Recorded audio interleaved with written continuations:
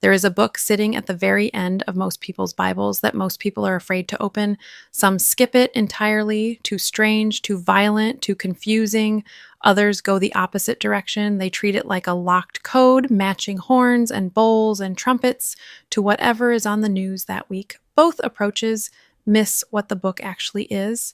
Because the book of Revelation was never meant to be read alone, it was written by a man who had spent his entire life inside one book, the Hebrew Scriptures, and when heaven finally opened in front of him on a small island called Patmos, the only language he had to describe what he saw was the language he had already been given. Every creature, every color, every number, every trumpet, every throne, almost none of it is new. And once you see where it all comes from, Revelation stops being the scariest book in the Bible.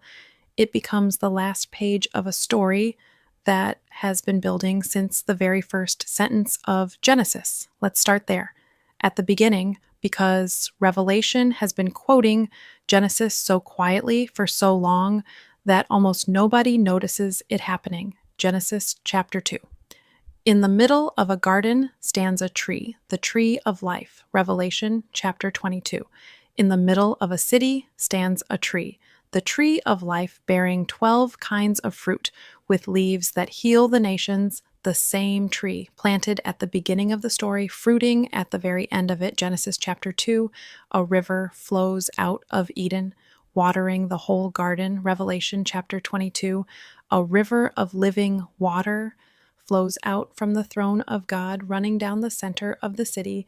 The garden had a river, the city has a river, same river, different address. Genesis chapter 3, a serpent deceives the man and the woman, and the ground itself is cursed because of it.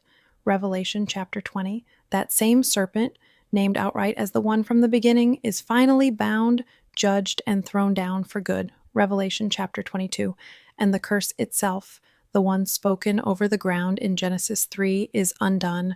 No more curse. Genesis chapter 3, access to the tree of life is sealed off. A cherub with a flaming sword stands guard at the entrance to the garden, and no one is allowed back in. Revelation chapter 21. The gates of the new city are never shut. Not during the day, not ever. What was closed in Genesis stands open in Revelation. And then there's the one that stops me every time I read it, Genesis chapter 1, verse 3. Before the sun exists, before the moon, before a single star is placed in the sky, Yahweh speaks, and light already exists. Let there be light. 3 full days before the sun is created on day 4. Whatever that light was, it didn't come from the sun. It came from somewhere else. Revelation chapter 21. The city at the end of the story has no need of the sun or the moon to shine on it, because the glory of God gives it light, and the Lamb is its lamp. Light before the sun in the very first chapter of the Bible. Light without the sun in the very last chapters of the Bible. The sun was never the actual source. It never was. Revelation just finally says out loud what Genesis quietly showed you from the very beginning. One more, Genesis chapter 1, verse 2. Before anything is formed, the earth is described as covered in darkness. Over the face of the deep, the waters, the sea, the ancient picture of chaos and formlessness. Revelation chapter 21, verse 1. And the sea was no more. The chaos that existed before the very first act of creation is retired permanently at the very end of the story. Genesis and Revelation are not two separate books that happen to sit at opposite ends of the same collection. They are the first and last page of a single story. And here's what makes that even more remarkable. It isn't just Genesis. Revelation has been quietly borrowing from the whole of the Old Testament this entire time, not just the beginning, but the prophets too. Chapter 4, John is caught up into heaven, and he sees a throne surrounded by 4 living creatures, one like a lion, one like an ox, one like a man, one like an eagle, each covered in eyes, each with wings, circling the throne day and night. That entire scene already exists. Ezekiel chapter 1, a prophet standing beside a river in Babylon sees the exact same 4 creatures in the exact same arrangement surrounding the exact same throne 600 years earlier. John isn't inventing a new vision. He's telling you he's seeing the same throne Ezekiel saw. Chapter 13, A beast rises out of the sea with the features of a leopard, a bear, and a lion, and 10 horns on its head. That beast already exists too. Daniel chapter 7. 4 separate beasts rising out of a stormy sea, one like a lion, one like a bear, one like a leopard, followed by a final beast with 10 horns. John takes Daniel's 4 beasts and folds them into a single final one. Same imagery, same sea, same horns, a different chapter of the same story. Chapter 11. 2 witnesses stand before God, described as 2 olive trees and 2 lampstands already there. Zechariah chapter 4. A single lampstand flanked by 2 olive trees, representing 2 anointed leaders standing before the Lord of the whole earth. Chapter 21. A new heaven and a new earth, where the former things are no longer remembered, already there. Isaiah 65, almost word for word. Behold, I create new heavens and a new earth, and the former things shall not be remembered. None of this is coincidence. None of it is plagiarism either. It's completion. John is standing at the end of a story and reaching back for every image the prophets had already been given, because those images were never finished. They were seeds, and Revelation is where they finally come up out of the ground. And here is something incredible. The book of Revelation has 404 verses. Of those 404 verses, roughly 265 of them contain a direct echo of something already written in the Old Testament. Scholars who have counted every allusion, every image borrowed, every phrase reused, put the total number of Old Testament references somewhere between 300 and over 500, depending on how tightly you define an echo. And here is the detail that should stop you completely.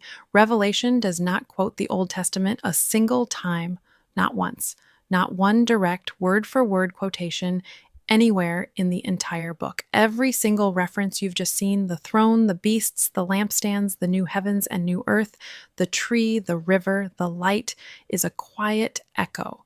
Never cited, never footnoted, which means the man writing this letter assumed something about the people reading it. He assumed they already knew the scriptures by heart. He wasn't writing to people who needed footnotes. He was writing to people who would hear a phrase and instantly recognize exactly where it came from, the way you'd recognize a familiar line from a song without needing the title. Now, there's one more thing in Revelation worth a careful look, because most people rush past it. Chapters 4 and 5, John sees a throne, one figure seated on it, Yahweh himself, described in language of fire and light and rainbow, clearly holding all authority over everything that exists. And then a lamb appears, Jesus, described as having been slain, standing at the center of that same throne room. A scroll is brought out, sealed shut, and no one in heaven or on earth is found worthy to open it except the Lamb, not because he took it, because he was given it. Revelation 5:7, he came and took the scroll out of the right hand of him who sat on the throne. 2 figures the whole way through this vision, the one seated on the throne and the Lamb who approaches it, named separately, described separately, worshiped together, to him who sits on the throne and to the Lamb again and again throughout the entire book, but never once merged into a single figure. The Lamb reigns because authority was placed in his hand, the way a king hands his own seal to the son who will carry out his will, not because the son seized it, but because the Father gave it. That's the picture Revelation keeps painting, chapter after chapter, a throne, and the one seated on it sharing his authority completely with the one found worthy to carry it out, which is exactly the kind of ending you'd expect if you already know how the story began, because the beginning of the story has someone present too, standing at creation itself, the light that existed before there was a sun to explain it. Genesis opens with him present. Revelation closes with him reigning. The same figure, the same story. Read from front to back. Here's what I want to leave you with. Revelation is not a separate, terrifying book bolted onto the end of your Bible. It's the conclusion written in a language you were already given.